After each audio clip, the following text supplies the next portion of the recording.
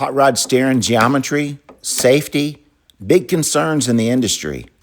Stay tuned. We're going to touch on these topics, keep you safe on the street, and make sure you stay in your lane.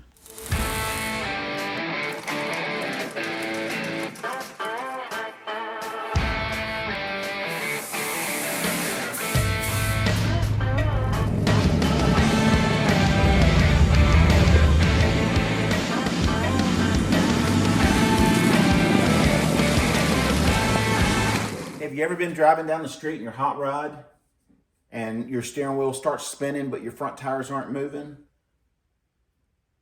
Your steering knuckle came off? Well, if you're still watching, then you're probably not going to get much out of this video because you're still alive and I'll guarantee you fixed yours.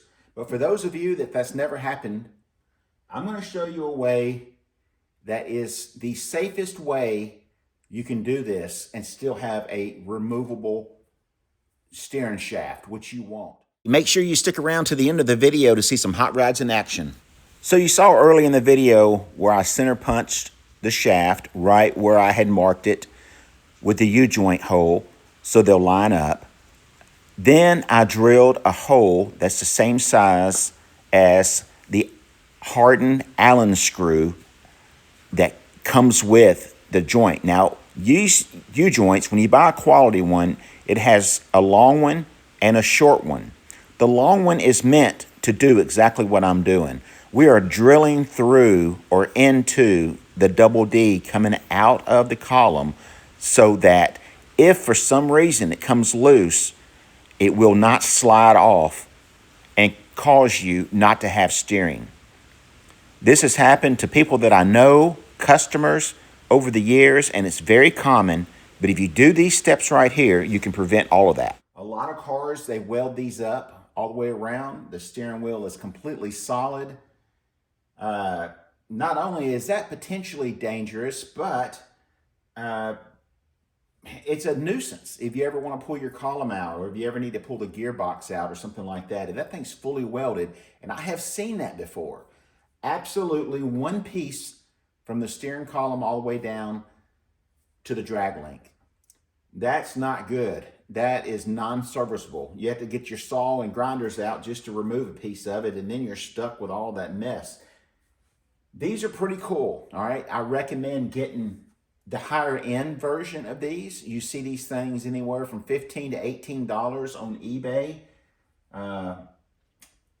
The real good ones you see for $75 to $100. Well, those are the good ones. Those didn't come from overseas. There's certain things you can buy overseas and save you some money. And then there's certain things like this right here that it's best to go ahead and pay for quality product. This is a quality product. So we're going to do this right. All right, so after we do the knuckle, you're going to also want to do the double D 3/4 steering shaft. Now you could have a spline shaft, you could have a round steering shaft, but for this car and most of the cars that I build, I always use this double D. And I usually use a stainless steel so it's shiny and it doesn't rust. So when you do this, you're going to want to put it in here just like this, kind of index it to where it's not sticking out past this part of the joint.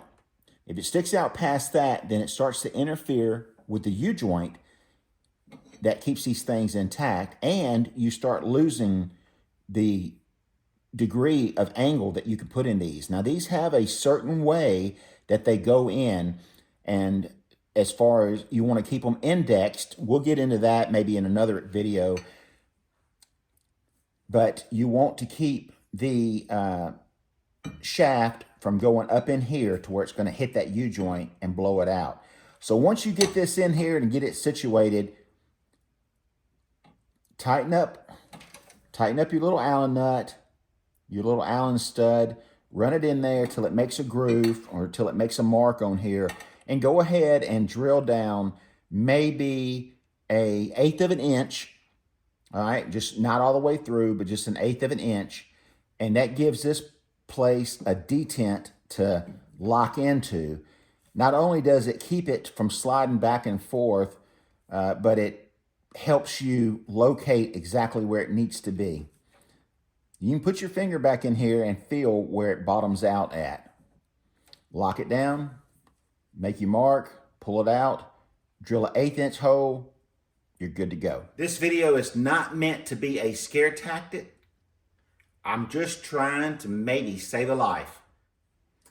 Well, guys, thanks for sticking around. I appreciate y'all watching the video. I hope you got something out of the steering and made your car safer.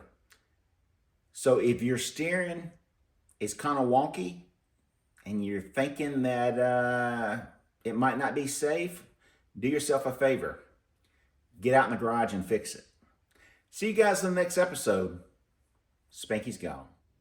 This is what you don't want in your steering. This is what you do want.